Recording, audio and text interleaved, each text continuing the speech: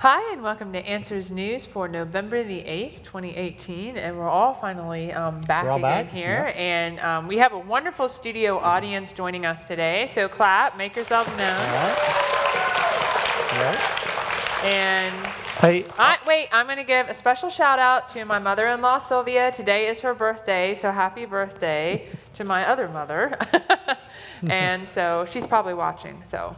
Oh, okay. I'm trying to find Answers News on my Facebook. Oh, well, let's see. And, oh, there it is. It's coming up. There you go. Yep, there I've we got are. it. Ah, okay. Technology. All right, I want to know something, though. Why are we doing this at 7 o'clock at night? You're still on Ireland time. I'm still on Ireland time, yeah. So, Dr. Purdom and I were speaking at a conference in Ireland, the Republic of Ireland, and it was incredible because the auditorium we had was full the whole time. Yeah. It was Friday afternoon, Friday evening, and then Saturday all day. And there was a real hunger over there in Ireland. Over 400 people. And that for a conference in Ireland, a Christian conference, is huge because it's a very dark place. It is. And there were quite a number of pastors there who said, for the emerging evangelical church in Ireland, they need this foundation in God's Word. Yeah. And they realised how important it is. And they don't want the church in Ireland to end up like it is in England, where the church compromised God's Word in the foundation in Genesis. And now, look, less than 5% of people in England attend church. Right. So, it's thrilling. You know what else thrilled me, as well as the number of pastors that were there? The number of young people who are hungry for the truth of God's Word. And talking about hungry, I could see talking about hungry, when we went to a restaurant 2 or 3 times, different restaurants, and they had on the menu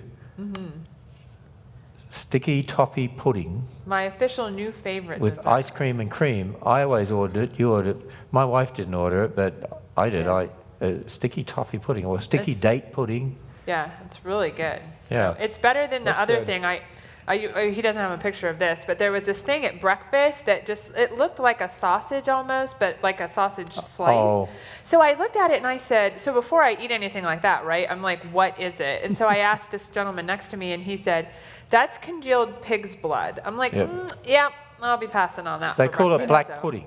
Yeah, it isn't chocolate. Yeah. I look at that and I just think, I'm used to American-sized portions that fill up the plate and it's falling off the side. That's why I didn't feel guilty ordering this. I know. You can eat it and not feel bad. And see, look. See? Yeah, I see it. Yeah. All right. Okay. All right, it's time to get on with All right, time to get on with the news here. All right, Genome-wide study confirms 6 tiger subspecies. So basically, they've been able to complete the genomes, which is the entire genetic complement of 32 different tiger specimens, and found that they're genetically distinct from one another, so that they fall now, rather than just being like one or not really knowing, now we know there's 6 subspecies, which means they're one step away, basically, from being their own species. But they all still look like tigers, right? Oh, they all still look like tigers. You can't miss that, right? Well, they're called tigers. They're called tigers. Yeah. Now they say that this is evolutionary, history. Basically, that this is all part of evolution. They say it enables us to expand our genetic evidence on the tiger's evolutionary history. What are they? Tigers. What were they? Tigers. What will they be? Tigers. And they're part and parcel of the cat kind. Tigers, lions, cougars are all part of the same the cat kind. So when you visit the Ark and you see our exhibit on kinds, it'll help people understand all these different species of cats belong to the one family, Felidae. And you can get all these different organisms from that. And Noah only needed 2 cats on the Ark. Right. Yeah. And what happened was God created the original kinds with a lot of genetic diversity. And so over time, what happens is natural selection acts, and other mechanisms act on that diversity. And so you get this speciation. But you get it happening actually really quickly. I mean, evolutionists think it takes millions of years to do this. But this study shows, no, it doesn't really take that long at all. We've got 6 just about to become a new species. Actually, did you know there are over 6,000 species of mammals that exist, and there's more subspecies than there are species.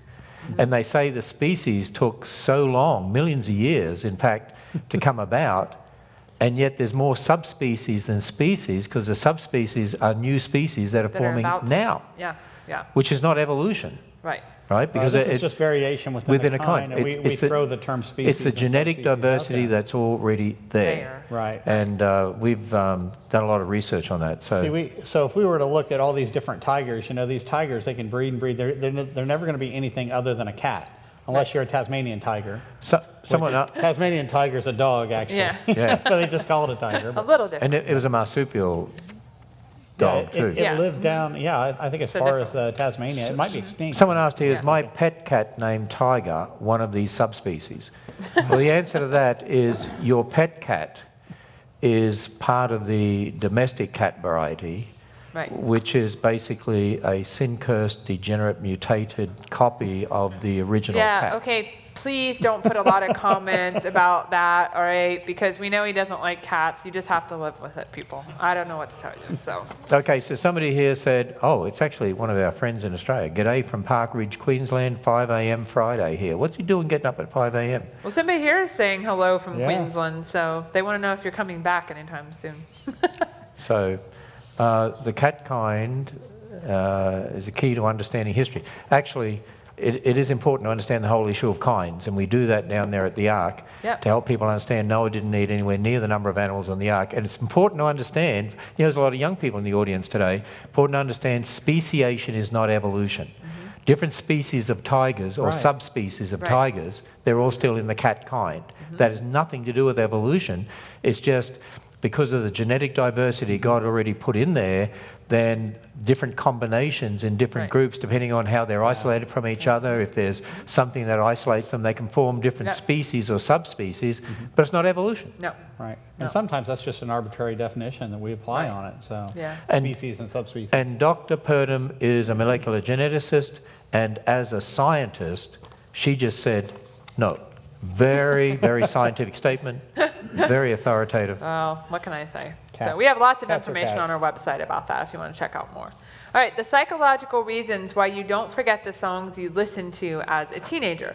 So it was kind of an interesting article talking about how, why is it? Like my daughter, she would say, why do you like those songs from the 80s, Mom? And I'm like, well, because I was a teenager in the 80s, and I listened to music a lot more during the 80s probably than I do now because I had more time. And it makes an impact on us, kind of an imprint on us. That's what we tend to still like. But they had to then link it to evolution. Oh, boy. Now, wait a minute. I love 60s music. Well, now, that's not because I listened to it as a kid. It's because it is the best. No, I'm pretty sure that's when you listen to it as a kid. You can't. 70s, Listen, 60s 60s music. 60s music is incredible. It is. I have a little bit of all sorts of stuff from the 60s all the way up to the teens. Yeah, but I love you, yeah. No, don't. That's a really stunning song. One of the reasons that people remember these songs so well, let's just look at the average teenager. Think back to your own teenage years. When you listen to a song, you didn't listen to it once. Yeah. You listened to it 2,841 times. You kind of got it down by then. I listened to 60s music because it was good. And get this, guess what? People still sometimes listen to those songs well after their teenage years. Well, that's why they do it, because they enjoy it more. So, Bodhi, wait, you hear this? And Georgia, it says in this article, and this is a very authoritative article, we're evolutionary primed to take in a lot more social and emotional influence during our teenage years and in other part of life, because it goes on to say that it helps you find mates. Yeah. So the reason you listened to that music was all a part of looking for mates. So why do these people listen to it by themselves? I just listened to it because it was good. Well, what they're saying is that years and years and millions of years ago or whatever, when we were finding mates more in our teenage years, it was good to have something in common. And so it's a kind of a throwback to that. Like, even though they didn't have music maybe in that way. They didn't have Marshall amplifiers back then. Yeah, they didn't have that. That it's kind of a leftover, basically, from when we were trying to find mates, be popular, be social, have things in common with people. And sounds like a story to me. That's what I wrote. Yeah, that's a story. That's reaching. No. you're evolutionary primed. That's what it says. Apparently. I mean, how ridiculous. Just because of the music you like, then they try to interpret it on the basis of evolution. It just shows how silly they are. Hey, have you heard of a wee haggis belonged to in Scotland? Haggis. Is that my grandma told me the haggis found on the mountains, and they were hard to catch. I have no clue. I mean, they do eat haggis in Scotland. Yeah, but we weren't in Scotland. That's we were in ground up Ireland. heart, lung, stomach, Yeah, whatever, stuffed into a over here in sheep's this- stomach and seasoned, and then they eat it. Over here in the States, people They must go be talking snipe about. hunting, too. They must be talking about something different. It must be something that ran around. that you didn't eat. Must have been a live. Must have been a call 'em live a snipe haggis over here. I thought haggis were dead things. This is live. I don't know. Anyway, All right. has anyone heard of haggis in Scotland? Yeah, Some- a few of you out there. Yeah. It's worse than black pudding. You might be See, right. some of them know what that is, too. Okay. All right. I'm trying to stir up people here. Entirely new species of crocodile has been discovered, and it's got soft skin. Okay, so this is another example, like we saw with the tigers, where it's a new species of crocodile called the Central African slender-snouted crocodile that's in Central Africa. And they say it's distinct from its West African cousin because it has smaller, softer scales, and it's missing a bony nub. So that is the thing that distinguishes it from the other species. And guess what they said? This is evolution. What do you notice it looks like? Crocodile. Crocodile. It looks like a crocodile. changes What do you into a think it is? crocodile. It's a crocodile. Exactly. So they found a crocodile that has some differences. How do they know to class that as a separate species, though? I don't know. I've seen other people with a bony nub on their head. Does that mean we classify them as a different species? Well, it varies from organism to organism how they decide if it should be declared a new species. Hopefully they would have done, I don't know if they did some genetic testing as well, but I was amazed, like when I was looking at how they, were testing these animals and figuring this out. The guy that did this said he contracted malaria 16 times doing this research. I'm like, whoa, okay. But He was dedicated. I'll give him But that. here's what gets me. They're looking for different species, right? So it says poring over museum specimens in the search for really subtle differences was tedious work. Subtle differences. I mean, I can look at the studio audience in this room, and there are not subtle differences, right? You look at your ears, your nose, the shape of your chin, they're not subtle differences. Well, maybe. But see, and they're saying subtle differences, looking for species, and it's all a part of trying to talk about evolution. Yeah, this Well, one it has said softer scales. I know people with rough skin, soft skin. Well, it said they diverged 8 million years ago. But again, Imaginary time. Yeah, imaginary time. Like where are they getting that? It's just a few thousand years ago, and probably it occurred as a result of some sort of geographical isolation that came about as a result of the flood. Right, They separated. where certain genes dominated certain areas and that sort of thing. Hey, what does this Probably mean? since the time of the flood. Just saw Georgia and the Ark Encounter featured on Dark Tourist. Oh, yes. That was an interview I gave for a Netflix documentary thing. They were from New Zealand, I believe. And it was a show called Dark Tourist, looking at dark and horrific tourist sites in the United States. Well, the good thing about that sort of publicity is we've often found people say they're so intrigued by it, they'll come and visit. So it might be good in the long run. I think it is. I've had some people say they saw me on it, and they're curious. They want to know what it's about. So, Okay. Hey, So here's I have someone to read who's a really interested in all the scientific facts you're giving. What? I like your necklace, Dr. Purdom. Oh, thank you. Oh, I've got to read a comment. Somebody saw the book up here, Unwrapping the Pharaohs, and they're preempting us, but the next We'll article get we're to going to be it, talking yeah. about it. But here's what they said. They said, Bodhi, did you clear it with your mummy before you brought the Unwrapping the Pharaohs book on stage? So, Okay. I love it. He likes puns. So Hey, there's another Australian watching from Horsham, Australia, and somebody else from Estonia watching. Oh, one other thing about this article, though, they said that, the extinction of mammals is outpacing evolution. But the thing is that, I think we were saying beforehand, it's not just dinosaurs that have went extinct. There's all Lots sorts of of things. stuff. has went extinct. Lots of mammals, Yeah, lots of birds. I often find people are always, I often say to them, they come up to me and say, why did dinosaurs become extinct? I say, why are you always worried about dinosaurs? What about the dodo What about bird? all the other stuff? Nobody cares about the dodo bird, right? And all the other animals that have become extinct, it's always a dinosaur. Why the fascination for dinosaurs? Because evolutionists use them so much as a part of their evolutionary history. Right, it says right in here that 8 bird species have been confirmed as extinct or almost extinct just over the last decade. But So- that's what happens. Yeah. Species form, species die. So the thing is, think about it. If speciation took a long time, how could there be anything left? I mean, if you lose 8 and 10 years alone and it takes millions of years to do it, that just, something doesn't seem right about that. Right. So, yeah. Hey, somebody here said on that program, Dark Tourist, they said Georgia did a great job. Well, let me say, it was probably one of the most interesting interviews I've ever given, and I've given a lot of interviews. So, And that was from a place in New Zealand. yeah, it was a New Zealand. Actually, one of our speakers, Brian Osborne, is in New Zealand next week. He is, yep. Doing They'll be conferences. doing a conference. So look yeah. for that on our website, answersandgenesis.org. Somebody here watching from Kentucky. That's Wow. That's All different. right. That's Yeah. really far away. Yeah, that's a surprise. And somebody from California. And, Yeah. somebody here said that's why I call him Dr. Bodie Puns. Dr. Bodie Puns. There we go. All right, Bodie, this one's yours. Yeah, you're the engineer. All right. Yeah. Yeah, I actually thought this was a really neat one. This, well, I don't agree with the date necessarily here, but this 4,500-year-old ramp contraption may have been used to build Egypt's Great Pyramid. And essentially what they found was a type of ramp that they potentially could have used to go up some of the sides of these pyramids these to big help build this kind of stones, stuff, right? get some of the big stones up there. Why would we be surprised at that? We shouldn't be. And, I know people have proposed this and talked about it for years. It's just fascinating that they actually found, They actually found a ramp. a Evidence piece of of it, something yeah. like this that could have been used. But, I've looked around, and we still see people using this type of technology. I just found a couple of barn pictures, where people have built ramps to utilize their barn space a little easier, or different ways of doing this sort of thing. Sometimes they leave them up. They must have been Egyptians. That's right, boy.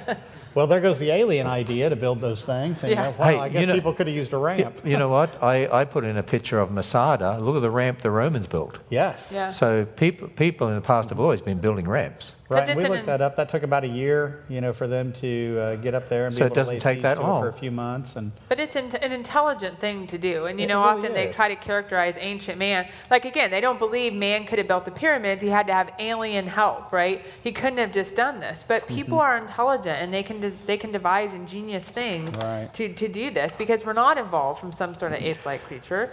We're created in the image of God. And so we have that creativity and that intelligence. it's interesting that they throw this date out here, 4,500 years old. That would actually be before the flood of Noah's day. So that's a problem, isn't it? I mean, yet we don't see these things being annihilated. And yet on top of that, where we see the pyramids built, they're actually sitting on top of, in many cases, sometimes miles deep of Flood sediment. Yeah. So clearly they're post-flood. In fact, the name Egypt is the Greek name Egyptus for Mitzrayim, Noah's grandson Mitzrayim, which is in the Old Testament. Every time you see Egypt in the Old Testament, you see Mitzrayim as the Hebrew behind it. That's actually one of Noah's grandsons. So clearly this stuff was built after the flood, and they got the dates wrong. Actually, somebody just commented that they just got your Tower of Babel book. Oh, yeah. And they're looking forward. Babel. And they're looking forward to reading it.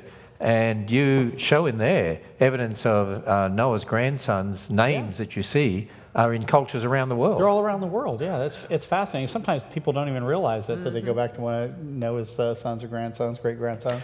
But by the way, I will say that when you go to the Ark on the third deck, we actually have an exhibit in there about ancient man, showing that ancient people going back to, we're talking about people after the flood. After the flood, of course. Some of these ancient groups were highly intelligent. We didn't even know how they built some of the things they did, how they carved the stones so accurately, how they did it. Just a reminder that man is highly intelligent. Yeah. And one of the problems, when people say, how could Noah have built the ark? They've got an evolutionary view of They history. used a ram. So, yeah.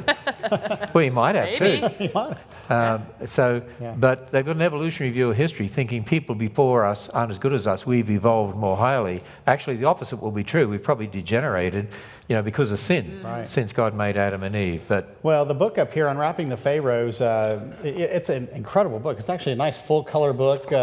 John Ashton John Ashton and David Down were the ones that put it together, and it's just beautiful. But David Down was an Egyptologist, and one of the things that he recognized, I know another Egyptologist, David Roll, both had recognized that the Egyptian dating system had a lot of problems with it. And if you guys are familiar with just about anything in archaeology, they're basing this on what's called the Egyptian dates. And those dates can extend all the way back, 10,000 years old. And what they did is they took all the pharaohs and they took how long they reigned, which was recorded by a man named Manetho, an ancient historian, a few hundred years there away from Christ. And what they did is they just added them one on top of the other. And so that adds this great age up to 10,000 years. But here's the problem. Egypt had 3 kingdoms, a lower, middle, and an upper. So a lot of these guys were reigning at the same time. And so what these guys did, like David Down, is they said, well, let's go up there and see who was co-reigning against each other. And it actually brought the chronologies down somewhere in the neighborhood of about 60 years off from, say, Archbishop James Ussher. And so it just gives you an idea that some of these Egyptian dates, which people still throw out there all the time, are just 100% dead wrong. Yeah, somebody here said, and Bodhi, I'll say something and then you answer this too. Couldn't the pyramids have survived the flood? And what about all the other pyramids around the world? Well, couldn't the pyramids have survived the flood? And the answer would be no, absolutely not. Have you ever seen what a local flood does? The devastation of just a local flood?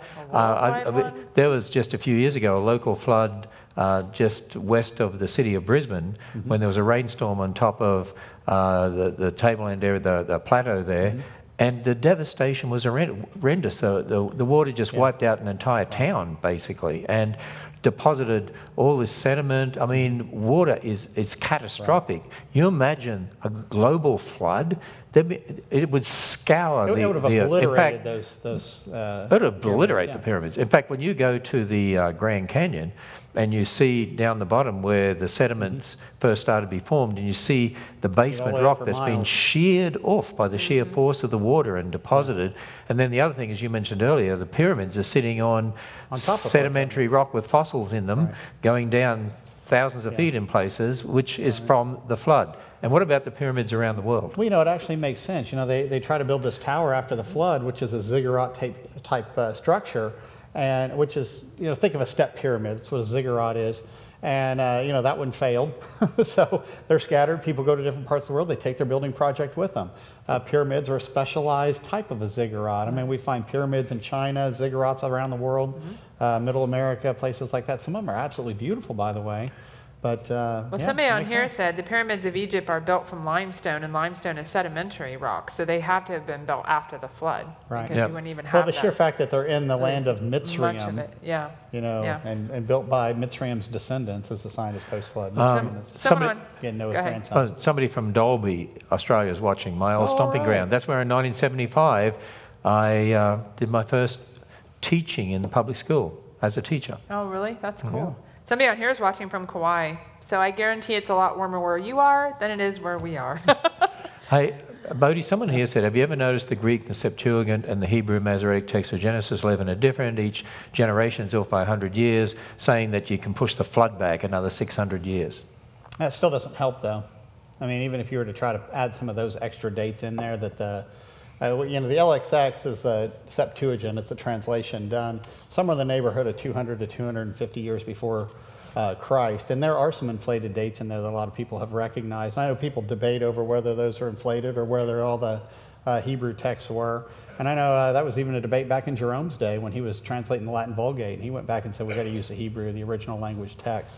But even if you throw a few extra 100 years in there, you're not going to get millions and billions of years out of it. You're not getting a lot. And it's not going to work to say it was before the flood or anything. Right. Yeah. No. And besides which, if you take the original text, it actually causes other problems too. Throughout the Bible, they comment on some of the. But as you go back to the oldest Hebrew manuscripts, that those hundreds of years aren't there that he's talking about, right? Okay, moving on. Yep. Somebody on here said, I'm in Idaho. Love the Lord's work through you all. We visited this last summer, both museums with our 4 children. Love, love, love you all. And then someone said, Ken Ham is the best. I probably shouldn't say that comment. But well, somebody here said, smoking cigarettes is truly bad for you, Bodhi. Oh, gosh. All right. Okay, next Good story. on them. That's a clever one there. Corals produce molecules that can help resist disease. And so... how are we going to correlate that? Please save me. Okay. So basically, they found that corals produce molecules that help recruit basically good bacteria to help fight the bad bacteria or fungi. And so they actually are able to make these what we call symbiotic relationships that really assist them in fighting off disease. Mm-hmm. So We could liken that to lichen, too. Lichens like that. Symbiotic relationship. Actually, my jokes are what just has gone on happened way in many downhill. what has happened in many instances, though, what God has already designed, and He obviously designed life ready for a fallen world as well, and He designed all life, and often scientists are able to look at what happens out there in nature that God And they go designed, mimic it. and they mimic it and copy it, and it helps us.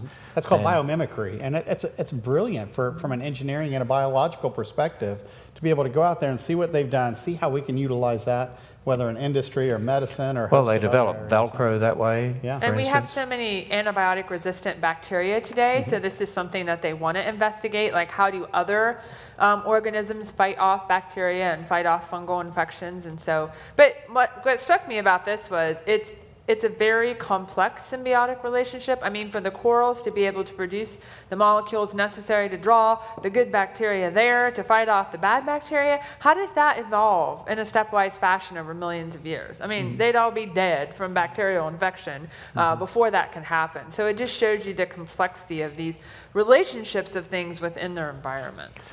Yeah. By the way, we're getting all sorts of comments today, and people making comments about different things. Someone about aliens building pyramids. Someone likes my puns. And someone else said the idea of aliens helping to build pyramids reminds me of the idea of rock monsters helping to build the ark.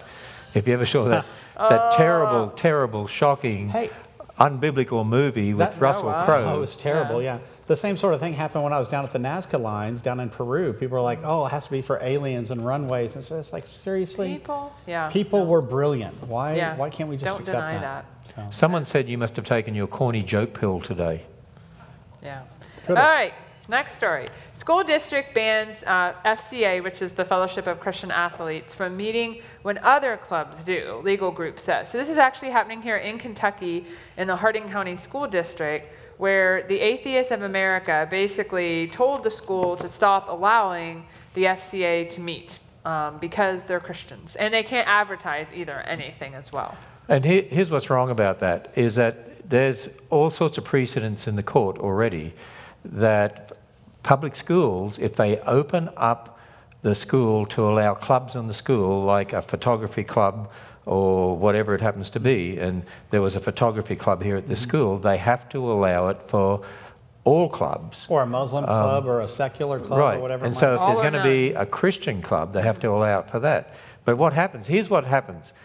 The atheists, American Atheists, the Freedom from Religion Foundation, which is just an atheist group, the ACLU, which is basically just an atheist group, they bully school districts and threaten lawsuits. And that's how they get away with things, because the schools, by and large, don't want to fight it.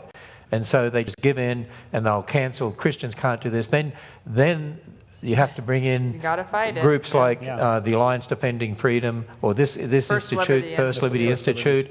There's a number of Christian attorney groups out there that then fight for our freedoms on the basis of the First Amendment, free exercise of religion. They say you can't discriminate against Christians. And mostly they win. These cases, mostly they win. But the trouble is, a lot of schools don't want to fight them. So but I always tell people, you've got to fight for your rights. Like, even if they try to do these things, because if we don't fight for them and we don't stand up for them, they will be taken away. So we have to do that. And I'm glad to see these people are fighting back. Right, they've got this First Liberty Institute. Right. They will win in court. That's my prediction. They'll win in court. But it's all the hassle of having to do it. And it just again shows you, that's why we're losing our Christian freedoms in this nation, is because we don't stand up and fight for what we should. So.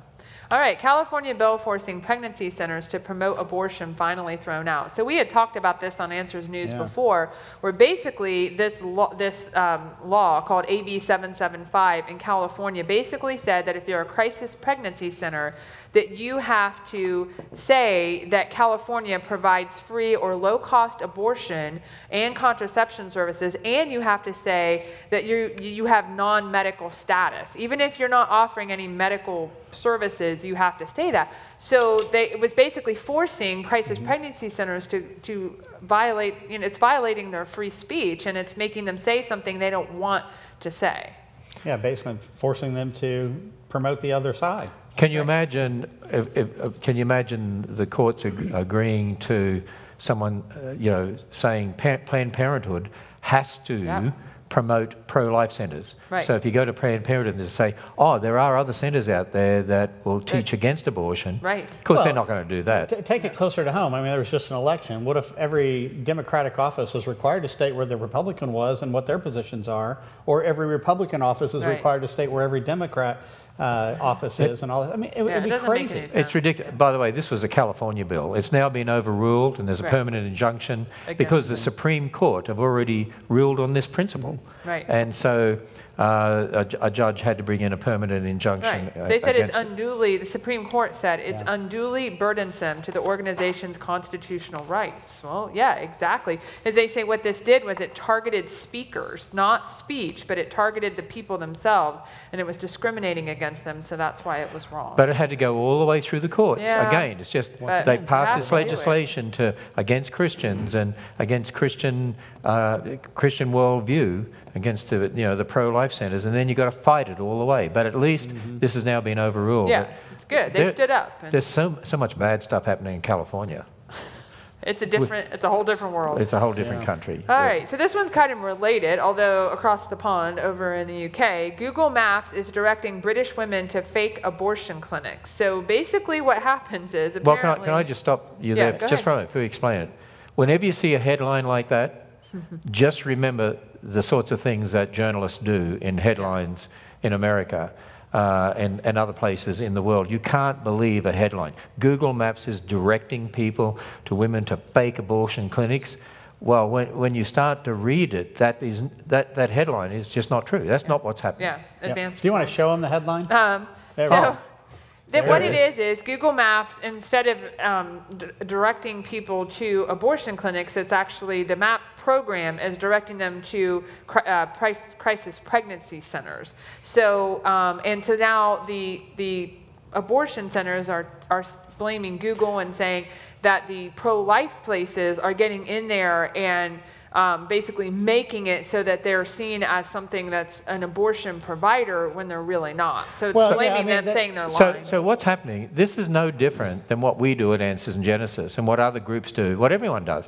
And that is, there's certain keywords and phrases that we work with in regard to the Google search engine, so that when people type in certain keywords or phrases, our website will come up. But we don't lie about it. No, of course, no, but everyone does that to try to get people to see that you do that topic. Yeah. Right. So it's the same sort of thing here. They will put in certain keywords and phrases because they're these pro-life groups and they have centers and they want people to find their centers. It's no different to what anyone does. Yeah, one of those phrases was, people would type into Google abortion advice, and that's what they give. They give abortion advice. Yeah. Yeah. And they're mad because a Google map would come up with one of the pro-life centers. And in other words, when you read the whole article, it's all to do with the fact they don't want anyone to find a place that doesn't agree with abortion. That's what it is.